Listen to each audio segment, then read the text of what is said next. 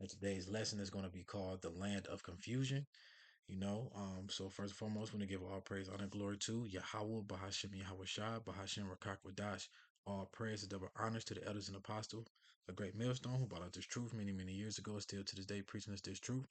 I want to say shalom to all the true believers, the men and the women that's learning, teaching, and seeking the Lord out with all sincerity and due diligence. I want to say to you all shalom. Again, back with another lesson. We're going to get straight into it. As I said before, today's lesson is called the land of confusion, right? And that's, pretty much America. Because if, you look up the word Babylon, the Babylon goes into confusion. That's what America is. It's one big melting pot of some of everything. You got all different kind of religions, all different kind of weird ass laws, all these different kind of things to keep you dumbed down and to keep you distracted. Because Esau, most importantly, wants to put that chip in you, the RFID microchip, because that's all what everything leads to, right? Because in this day and age, it's crazy as hell to watch because society is getting less and less intelligent, more evil. They're weird as hell and they devoid empathy. Almost every single day it gets worse and worse and worse, man. And most importantly, like I said, they're easily programmed, and that's how Esau want them. They want people eating out the palm of their hand, putting out all these, sugary foods and um, all these things that they put on TV that make it sexualized, and they know people are easily influenced because people are sheeple nowadays, and everybody wants to follow the trend. Everybody wants to fit in, so this would be considered the land of confusion because, like I said, it's just one big pot of everything. And as I said, the most important thing, everybody is easily programmed. But we're just gonna flow in the spirit real quick. We're gonna go to Job chapter 10. We're gonna in NLT. We're gonna start at 21. It says, "Before I leave, never return for the land of darkness and utter gloom." What is that land of darkness? That would be America. There's no light here. The only light that's in America would be the elect, man, the ones who teaching His word, the 100% truth, because we have the light of Yahweh Shai. That's why we're able to see through the bullshit, and we're not the ones groping the noonday. The 2/3 and the rest of the world is groping the noonday because they're following what they think is right. Christians are following what they think and how they feel. We're going off what the Bible says strictly. They're following off of how they feel and what they believe, and that's going to be their downfall. You know, and it said a land as dark as night, as midnight, a land of gloom and confusion. See that? Where even is the light? It's like when even the light is dark as midnight. And that's basically he's talking about America, man. It's all confused. Esau set everything up just so he could program you and have you eating out the palm of your hand so he could present that RFID microchip to you. That's the main point. The mark of the beast, the RFID microchip, right? So let's grab another precept. We're gonna start off, I think yep, John chapter 10, verse 10,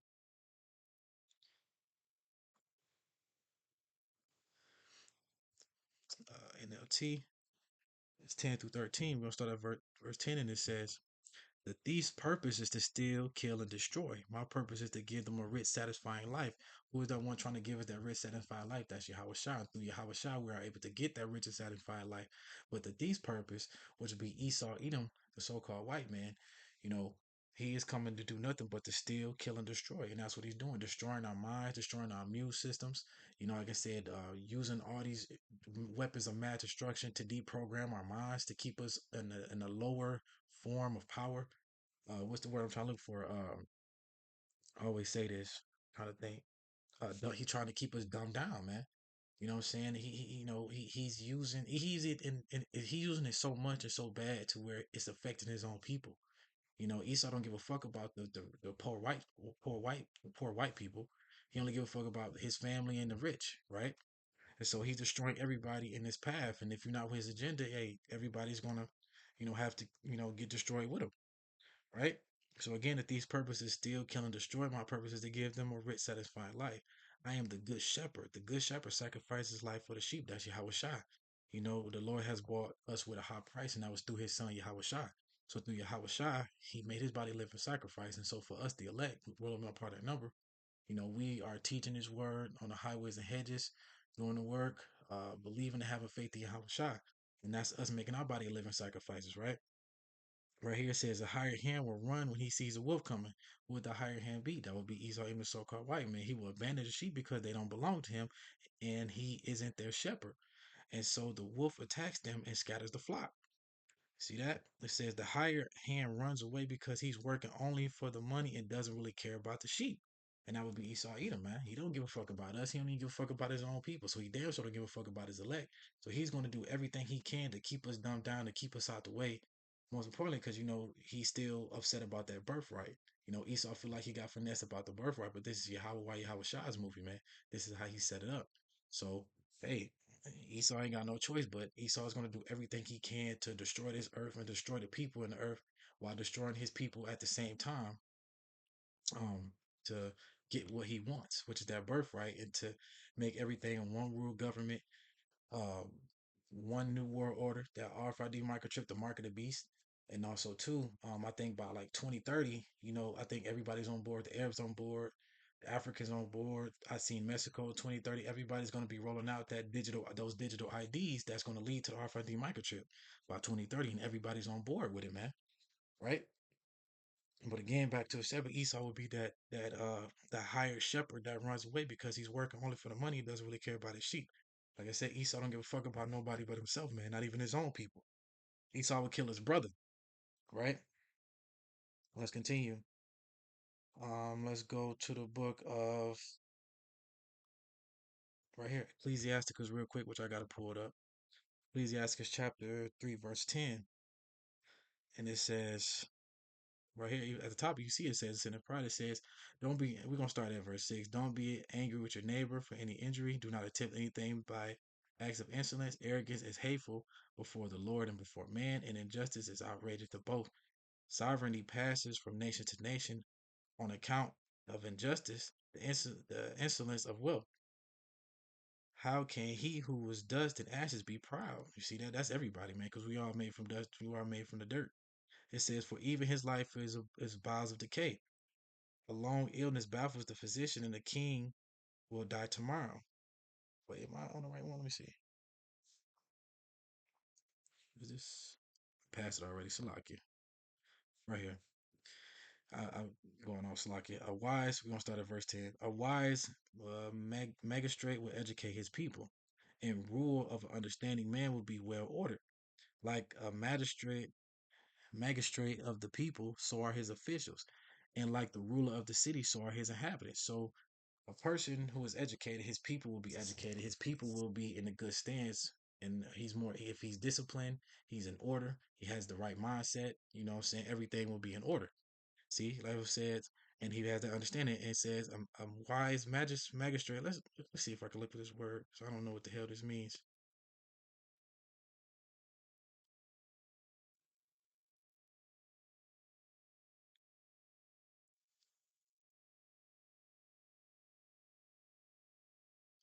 Civil officer, lay judge who administrates the law, especially one who conducts the court. So we can say that's Yahweh Shai, right? A wise magistrate will educate his people, and rule of an understanding man will be well ordered. See, that's why we have the laws, because the laws are made perfect. The laws are meant to keep us in order, man. They're meant to keep us in a stable mindset, and they're meant to keep us kingdom minded and not going off like Esau. Edom. Esau laws is just scattered all over the place. That's why he's that unwind king, because everything he touches, he destroys. Esau's like death, man. Right, so let's continue. It says, an undisciplined king, which would be Esau, Edom, the so called white man, will ruin his people, but his city will grow through the understanding of his rulers. The government of the earth is in the hands of the Lord, and over it he rise up the right man for the time, which would be Hawashai. The success of a man is in the hands of the Lord, and he confers his honor upon the person of the scribe. But the main point was, an undisciplined king will ruin his people, right? But a city will grow through the understanding of its rulers. You see that? So we not able to grow through the understanding of the ruler because Esau Edom is a wicked ruler. And like I said, everything he touches, he destroys, man. Whether it's deforestation, animal extinction, you know, what else he does. I mean, like I said, everything is sexualized on TV. The food is poison, the water is poison. Everything he sets up is basically weapons of mass destruction, like I said, because it's used to dumb down the people, man. It's used to keep us in a low form. It's used to dumb us down, right? So Esau Edom will be that bad shepherd that basically doesn't give a fuck about his own sheep, doesn't give a fuck about his own people, right? So let's go back to John. Now we're going to go to Habakkuk chapter 2, verses 4 through 5. 'Cause,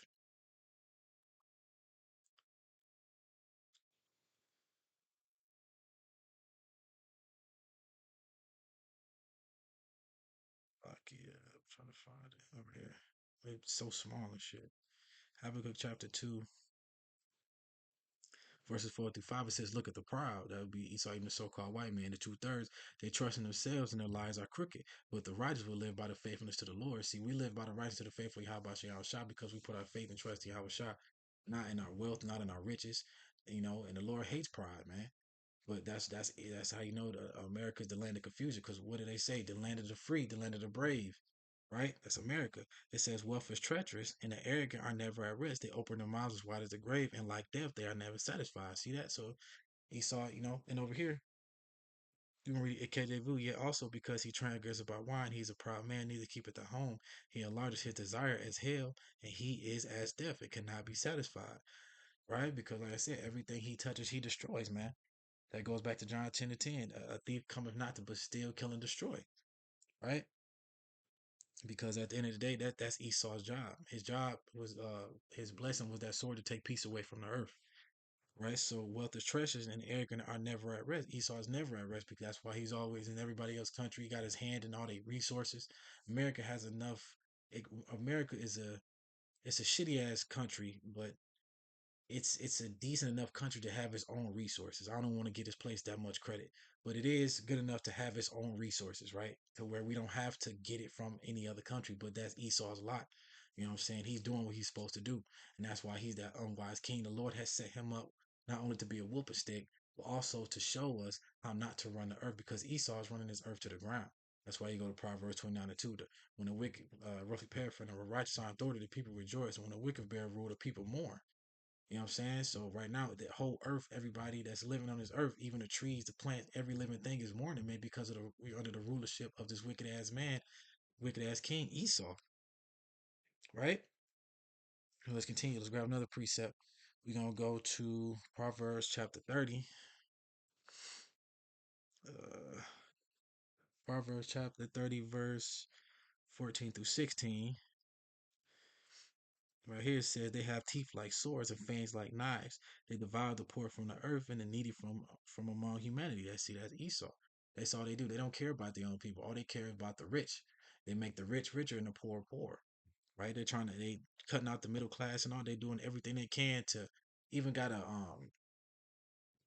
thing to where I read that they trying to depopulate the earth to only like 500,000 people. You know what I'm saying? So that's their agenda, man, to depopulate the earth, to be under one government, one rulership, the new world order under that RFID microchip. That's what it's all gonna lead to. They look prowling around, casting disdainful glances. They have teeth like swords and fangs like knives. They devour the poor from the earth and the needy from among humanity. It said the leech has two suckers. They cry out more and more. There are three things that are never satisfied. No, four that never saith enough. The grave. It said where am I at? The grave, the barren womb, the thirsty desert, and the blazing fire. See that? So Esau, he is never satisfied, man. He is never satisfied. Everything he does is meant to steal, kill, or destroy. That's his main goal is to take peace away from the earth, and he's doing that very well, man. Because this place, like I said, is completely dumbed down. Everybody's sheep. They give you these stupid ass rappers and athletes, thinking they cool. These wicked ass entertainers, thinking they somebody, but behind closed doors, they doing drugs. Living their lives to the best way, to the worst way possible, and just come out to want to say a little quick ass speech just to get people to follow the trend, man. And that's all they use for. They're puppets, right? It's all they're all in the hand of Esau, man. Right. So let's continue. Let's go to uh let's go to Wisdom of Solomon real quick, chapter 2. Let me see if I can type this in right here. We're gonna read verses 10 through 20.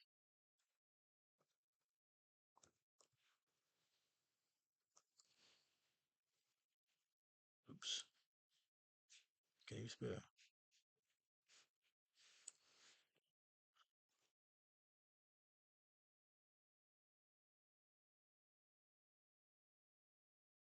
I can't look it up. Let me see.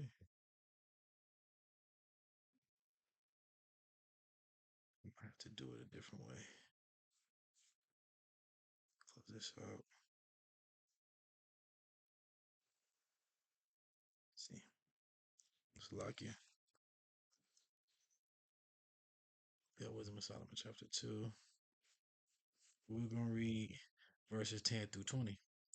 Sorry for the mishap. We can start at verse 10. It says, let us oppress the righteous poor man. Who would be that righteous poor man? That would be the nation of Israel. It says, let us not spare the widow, or regard the gray hairs of the age, but let our might be the law of right. But it's like it. But let our might be the law, be our law of right. For what is weak proves itself to be useless. You see that? So the Esau, one of Esau's main strengths is the laws and legislation, because this is Esau's kingdom. So he can make up the laws as much as the Lord allows him as he go. The laws is more so is meant for them to get away scot free and for us to take the fall, right?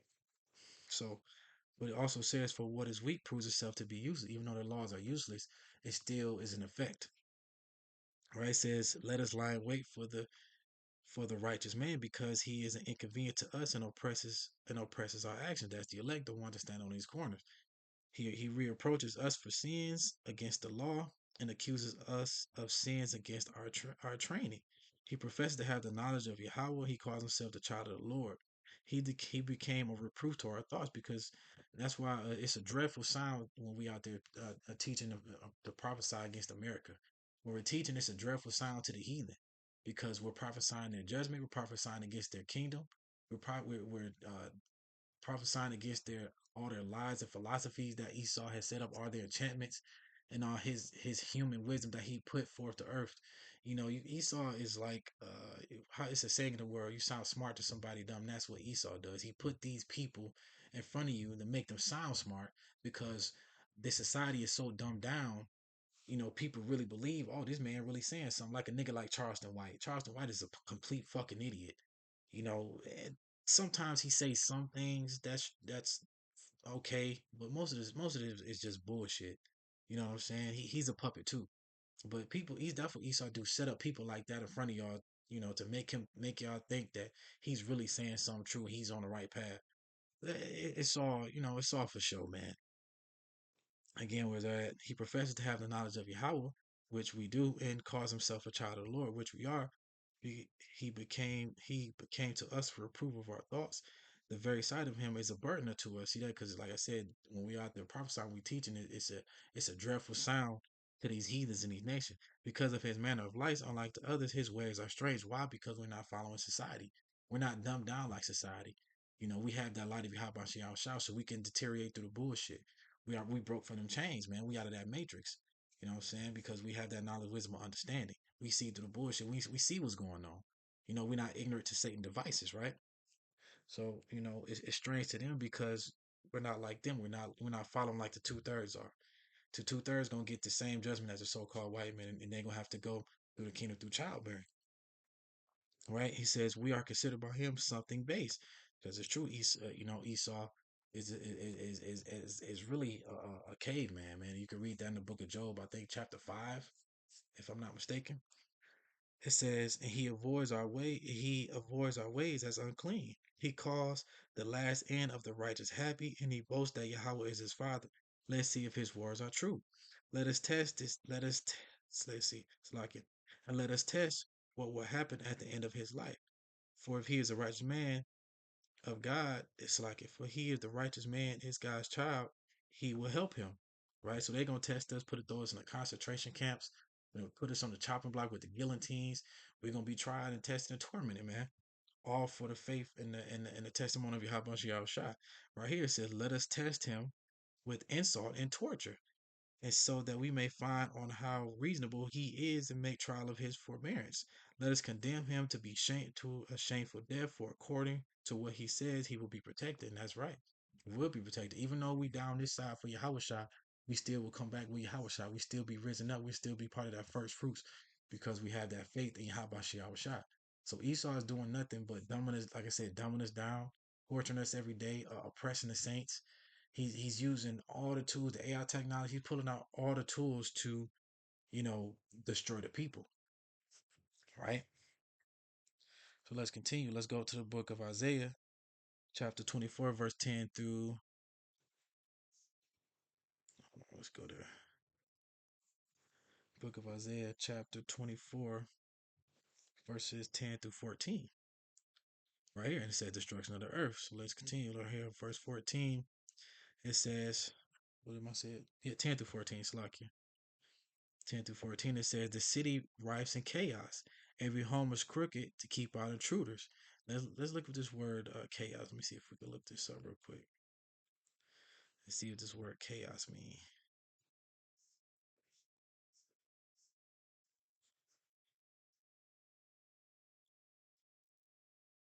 Look at the definition. See if I can find right here.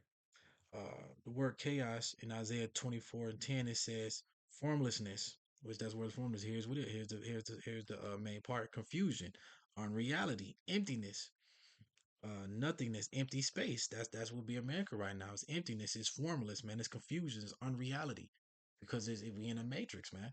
You know what I'm saying? So all this is not what this is not what reality is supposed to be like. We're not gonna find out what's real until we get into the kingdom, man. And we, out of this bad dream, because right now we in a bad dream, man. You know what I'm saying? You wake up. Sometimes you be thinking like, damn, I can't believe we really, we really going through this shit, but it's all a test, man. It's all part of this truth. Wasteland, wilderness, a place of chaos, vanity, the place which is empty or unreal. See that? That's America, man. This place is unreal, man. It's empty, a place of darkness, right? So let's go back. Let's continue on Isaiah chapter 24, verses 10 through 14. Again, it says, the city rife in chaos. Every home is locked up to keep out intruders. Mobs gather together in the streets, crying out for wine. Jordan has turned into gloom. Gladness has been banished from the land, and that's what's gonna happen during Jacob's trouble, man. The city is left in ruin. The gates are battered down. Throughout the earth, the story is the same. Only a remnant is left. That's the elect, because during those times of Jacob's trouble, only a remnant is going to be out here. Then that's the man of the Lord. Like the stray olives left on the tree, only a few grapes left on the vines of the harvest. But all who left shout, sang for joy. See, that's what it says. My servant shall eat, but you shall be hungry. If you paraphrase, my servant shall drink, but you shall be thirsty. My my servant shall rejoice, but you shall mourn. Roughly paraphrasing. Those in the west praise for the the Lord's majesty. See, that's us. We praising for the Lord's majesty here. We still gonna do it during Jacob's trouble. But this is literally the land of confusion, as we just looked at that word chaos in the book of Isaiah, chapter 24, verse 10, right? This is the land of confusion, man. A wasteland, a formless land, unreality. Like I said, we in that matrix, man. Because Esau has set it up this way. Everything is bullshit. Right, let's continue the book of Isaiah. Let's go to Isaiah chapter 25 and 8. Isaiah chapter 25, verse 8 NLT. It says he will swallow up death. He will swallow up death forever. The sovereignty Lord will wipe away all tears. He will remove forever all insults and mockery against his people, his land, and his people. Yahweh has spoken. And what is that death? That could be physical death. That goes both ways. Physical death also as well, because we are going to be immortal when the Lord, when Yahweh shall returns with those new celestial bodies. If I'm saying it right, we're gonna have those new bodies, those new spirits. Right, and that's also Esau, because after 1,000 years of hardcore slavery, Esau gonna be wiped off the face forever. Because remember, the book of Habakkuk, chapter 2, verse 5, he is as death, right? The sovereignty Lord will wipe away all tears. What's all those tears? That's the conditions that we in now. So, like, my kids loud. Hopefully, I can hear it. The sovereignty Lord will wipe away all tears. Like I said, the tears will represent our condition that we in now, man. Because all people trying to do is cope right now, and what we doing, we're coping, but we coping with the scriptures. We coping with Yahweh Shai, right? So we can make it through and endure through the bullshit right here, right now, because we have this knowledge, wisdom, understanding. While everybody else is coping with drugs, coping with food, coping with TV or whatever else that keep them living, not following, not keeping them into their own reality. I don't know how to say it. It's their escape. I guess they're trying to escape reality, if that's what I'm saying. I think I'm saying that right. And so, for order to escape this reality that we're living in, we don't have to do it no other way but with this knowledge, wisdom, understanding. While everybody else is struggling to make it out, you know, we have this knowledge, wisdom, understanding through Yahweh Shah and the Holy Spirit. Like I said, we can see through the bullshit, and we can constantly keep enduring, because we know what's at the end. We know what reward is at the end, man. Right? And he will remove forever all insults and mockery. See, because right now we are a proverb and a proverb. We are niggers, we are colored, we are monkeys, we are all these different things. We are the laughing stock of the world right now. But the Lord is going to remove all that, the condition on his people against the land and his people, the Adonai Yahweh has spoken. Right? See? So eventually, after this, eventually all this is going to be, swallowed up, man. And Esau's going to be wiped off the face of the earth.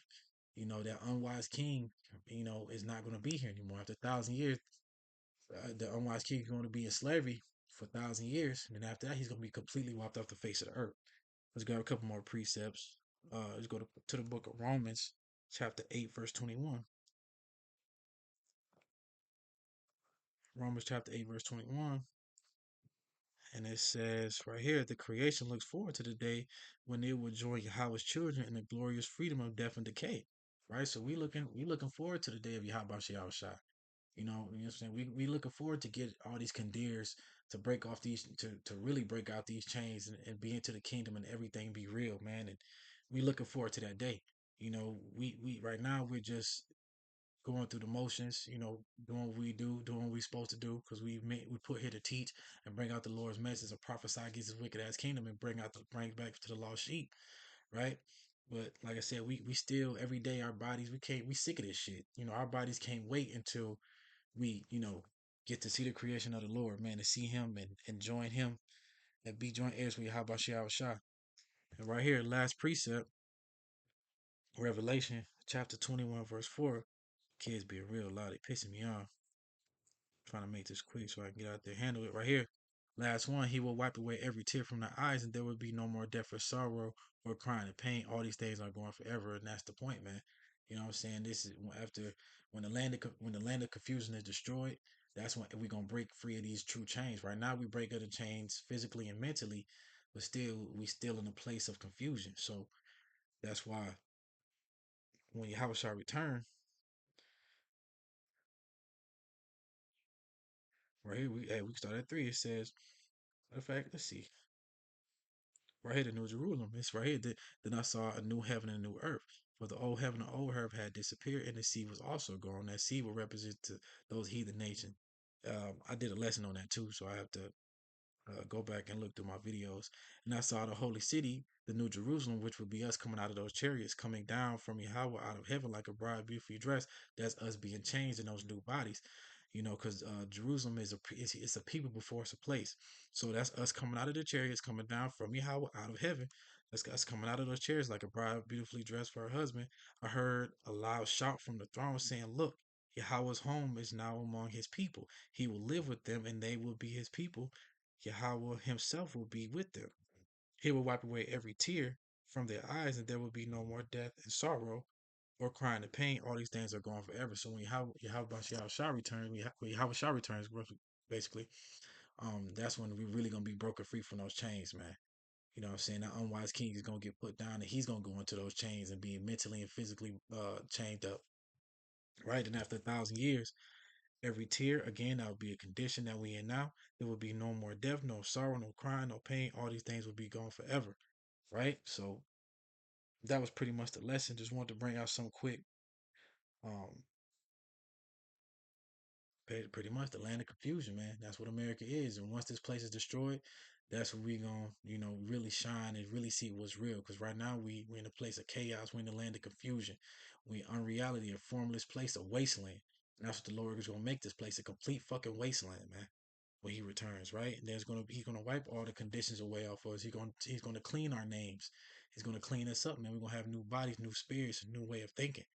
And that unwise king is gonna go into change. It's gonna be destroyed. So I truly hope this lesson was edifying. Again, I want to give first and foremost give all praise, honor, and glory to Yahweh, Bahashim, Yahweh Shai, Bahashim, Rakakadash. Again, all praise and double honors to the elders and apostles of Great Millstone who brought us this truth many, many years ago, still to this day preaching this truth. Again, I truly hope this lesson was edifying. Shalom.